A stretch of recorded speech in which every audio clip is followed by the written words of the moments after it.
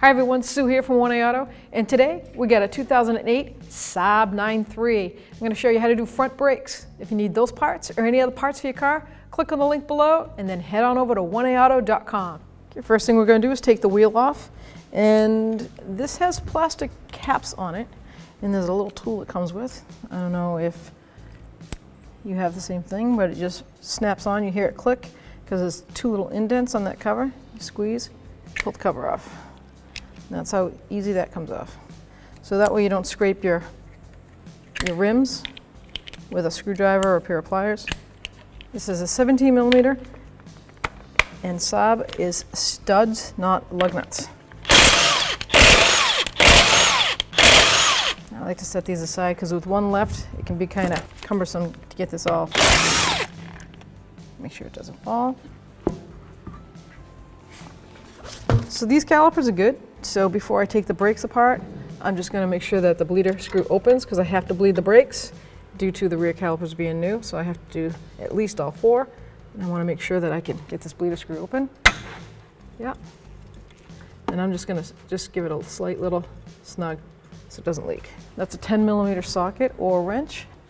Then we have the boots that help cover the sliders. We're going to pop those off. All right. And conveniently, the front sliders are the same size as the rear. So we don't have to use too many Allen head sockets. We just need one for the front and the rear. And that's mighty nice of them. So it's 7 millimeter Allen head socket. Break them free. And these are the slider pins. Break them both free. I've broken those free so I know they move. Before I go any further, I'm going to take my anti-rattle clip off. Flathead screwdriver or pry bar. Pop in there, pull it out. Pulling the last slider bolt out. Okay, now we can just lift the caliper hopefully right up.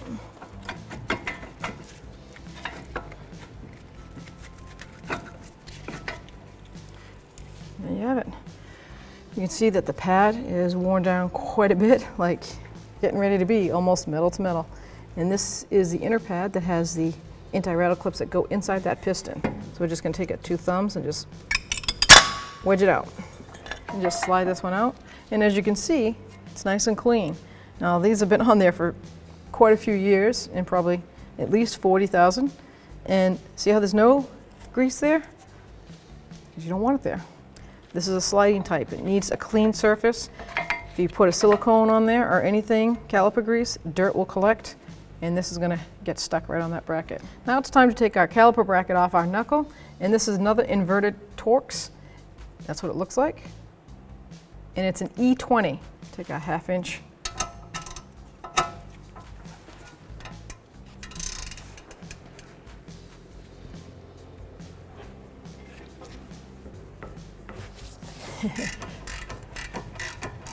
Now this is going to be all the way like this, because the threads have been loaded up with a thread lock from the factory.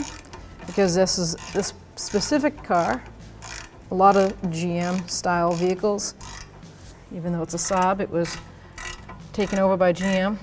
When they have aluminum on aluminum and steel, they like to do a lot of Loctite for cuts down on vibration, possible loosening a heavy duty bolt. So there's our caliper mounting bracket, and see all that little like pinkish powder? That tells me that this is a heavy duty, the red thread locker. So I'm going to clean those threads when I go to reassemble and use the red thread locker for strength in the front.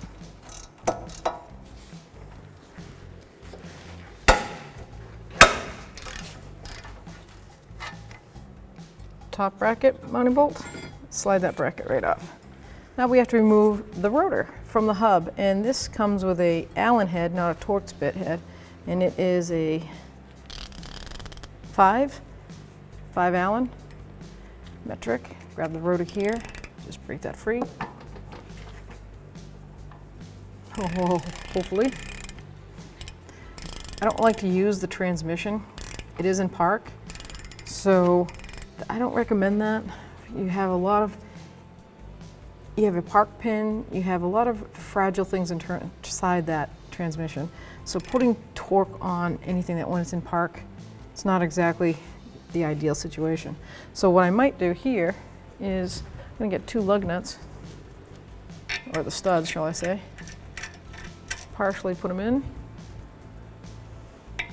And I can get a pry bar and use that as leverage, or a long screwdriver. There you go. Get these out of there. I'm going to reuse that, so set that aside. Let's take that rotor off. So here we have our brand new brake set from 1A Auto. I got the nice thick brand new pads, and they come with the shims already mounted on the back, and they fold them over so, because the caliper, European calipers, don't have sliders on them. So it goes right on the bracket, a nice slide over, just like the factory pair. Look at the thickness difference. They got every dollar out of that, didn't they? The inner pad comes with a self anti-rattle clips that goes right inside the piston. And the pad set does come with the caliper anti-rattle clip that mounts on the outside. Our rotor is nice cross-cut, has the inverted in-depth just like the manufacturer for cooling. The fins go straight through and they are coated. Nice surface on the back, cross-cut. Same setup as the actual manufacturers. Nice beveled on the inside right here when it mounts on the hub. So if you need this part or any other part for your car, click on the link below and head on over to 1aauto.com.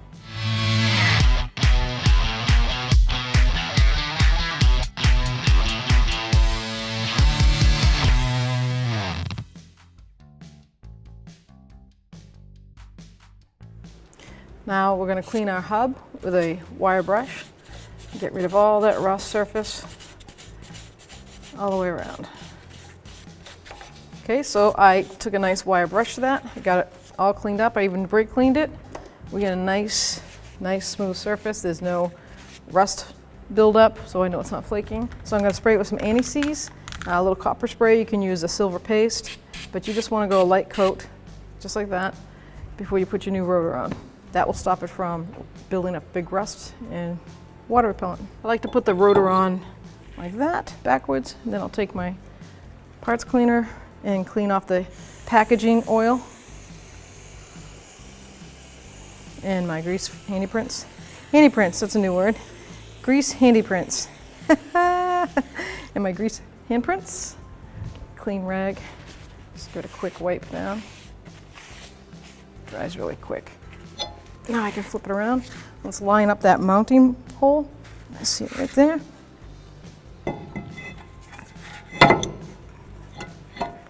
I'm going to mount that nice and firm before I spray it with any parts cleaner.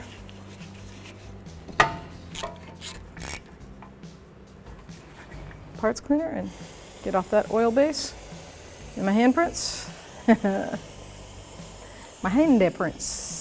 That's what they call them.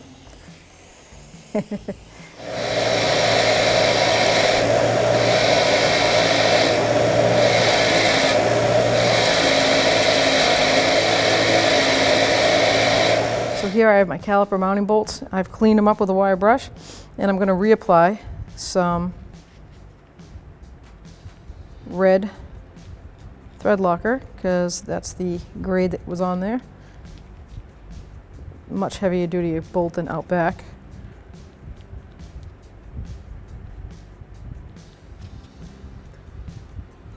Come on. There you go. I just like to put it right into the threads.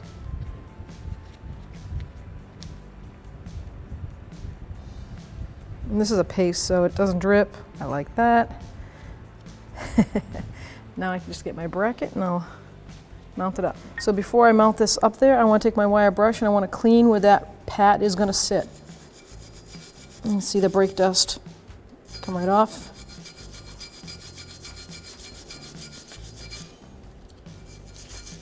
Get some parts cleaner or brake clean and hit it with that. Make sure there's nothing staying behind.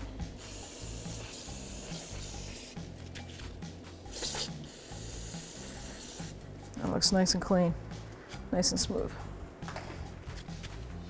I'll get our top bolt, slide it right in there.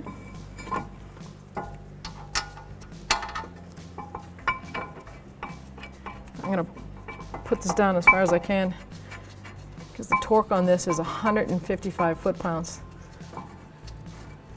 So I'll snug it right down with my hand. All right, let's get that torque wrench. That's that E20 inverted torque bit socket, and I'm going to do 155 foot-pounds. Here we go. There's one.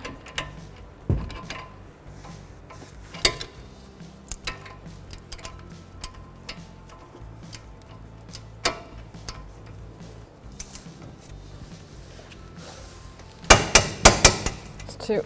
Now, it says an additional 30 degrees. So we're going to give it our best effort.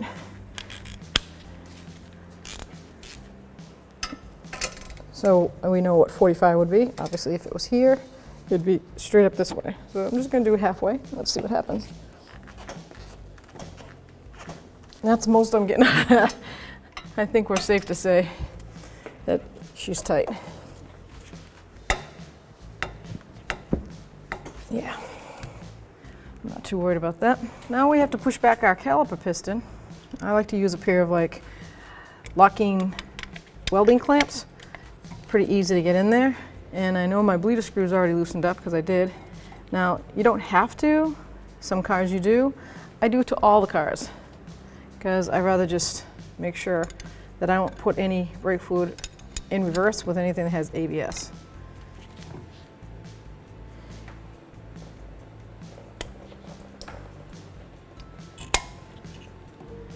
You're just going to keep squeezing that piston. Make sure you have your catch bucket.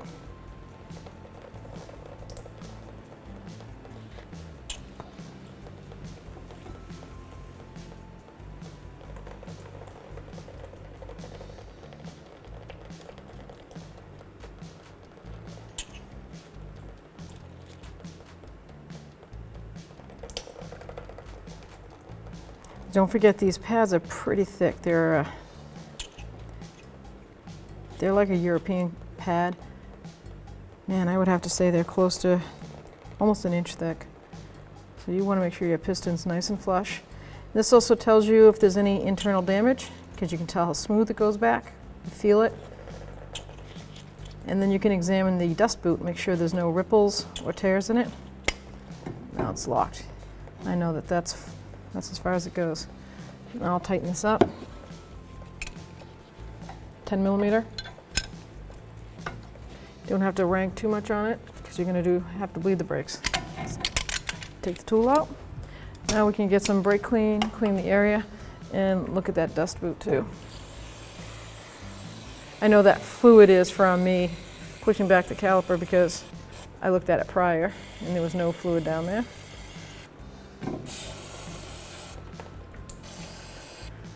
We'll take those slider pins out. We have to clean these up.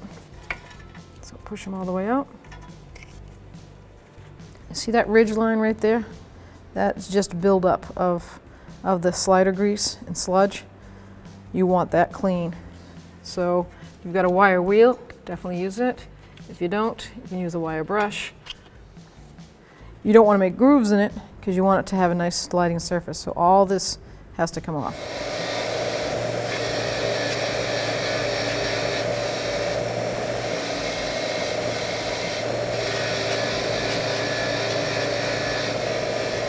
Okay, so on our caliper slider boots, right in here, I'm just going to add some nice silicone paste. Clock it right in there, both of them. You can use caliper grease. I just want to make sure those pins move nice and smooth.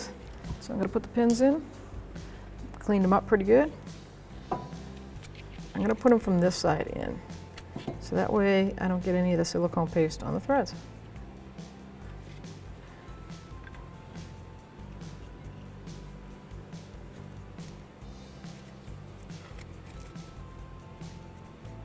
There you go. Now we can get our inner brake pad and install that right there.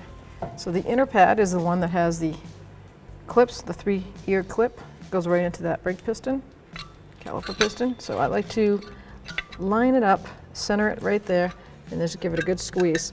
Sometimes you have to rock it back and forth.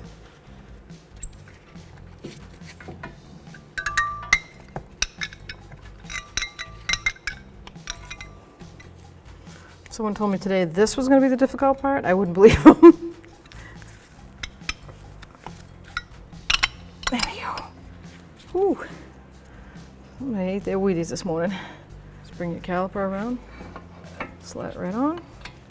I just push those so that they line up with the threads. We'll get our Allen socket and we'll tighten her up.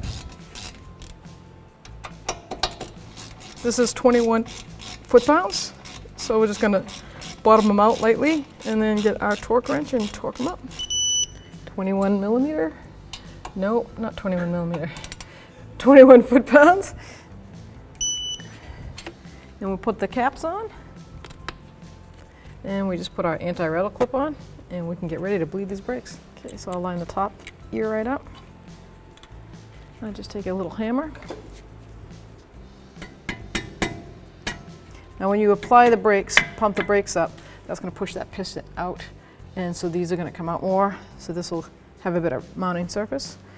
I always recheck these after I'm done bleeding the brakes and pumping the brakes up because I know everything's seated.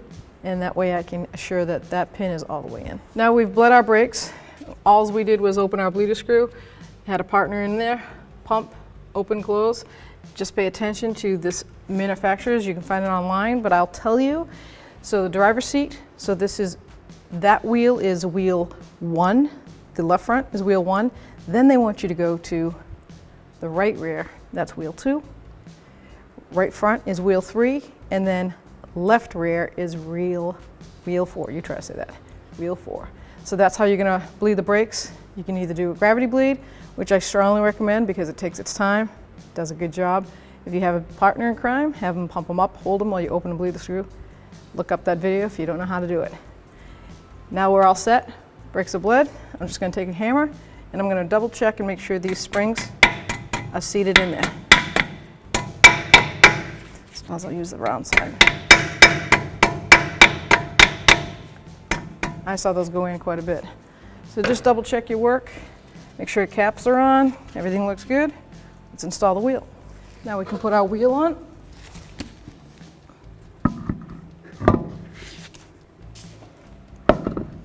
Grab our lug studs design.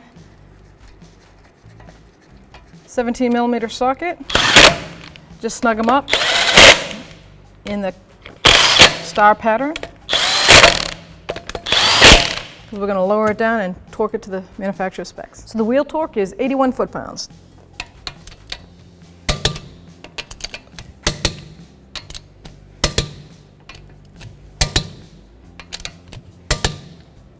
Give it a double check.